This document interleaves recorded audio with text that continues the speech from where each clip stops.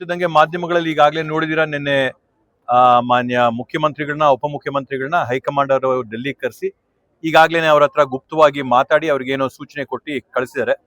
ಇವತ್ತು ನಮ್ಮ ಇಲಾಖೆಯ ಸಚಿವರು ಸಂತೋಷ್ ಲಾಡಾಣು ಬರ್ದೇ ಇರೋಕ್ಕೆ ಕಾರಣ ವಿಶೇಷವಾಗಿ ಕ್ಯಾಬಿನೆಟ್ನು ಕೂಡ ಇವತ್ತು ಕರೆದಾಗಿದೆ. ಕ್ಯಾಬಿನೆಟ್ ವಿಶೇಷವಾಗಿ ಇವತ್ತು ನಡೀತಾ ಇದೆ.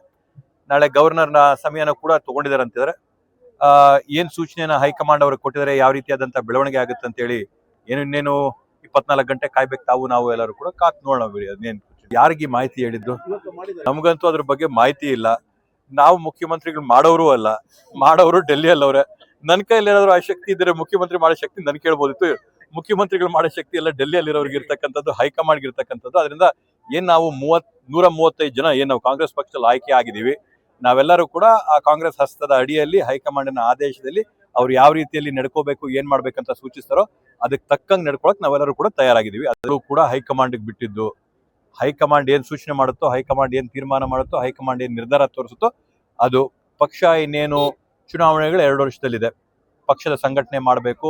ಸರ್ಕಾರದಲ್ಲಿ ನಾವು ಮಾಡ್ತಾ ಇರತಕ್ಕಂಥ ಇಷ್ಟೊಂದು ಒಳ್ಳೆ ಕಾರ್ಯಕ್ರಮಗಳನ್ನ ಪ್ರತಿಯೊಂದು ಸಾರ್ವಜನಿಕರಿಗೂ ತಲುಪ ರೀತಿಯಲ್ಲಿ ಮಾಡಬೇಕು. ವಿಶೇಷವಾಗಿ SIR ಅಲ್ಲಿ, ಮ್ಯಾಪಿಂಗ್ ಅಲ್ಲಿ, ಈ ರೀತಿಯಲ್ಲೆಲ್ಲ ಕೂಡ ಏನೇನು ತೊಂದರೆಗಳಾಗ್ತಾ ಇದಾವೆ ಅವನ್ನು ಕೂಡ ಸಾರ್ವಜನಿಕರ ಗಮನಕ್ಕೆ ತರಬೇಕು. ಇವೆಲ್ಲ ಕೆಲಸಗಳನ್ನ ಚುರುಕಾಗಿ ಮಾಡಬೇಕಾದ್ರಿಂದ ಏನು ಸೂಚನೆಗಳು ಹೈಕಮಾಂಡ್ ತೀರ್ಮಾನ ಮಾಡಿ ನಿರ್ಧಾರ ಮಾಡಿದ್ರೆ ಅವೆಲ್ಲವಕ್ಕೂ ಕೂಡ ನಾವು ತಯಾರಾಗಿದ್ದೀವಿ.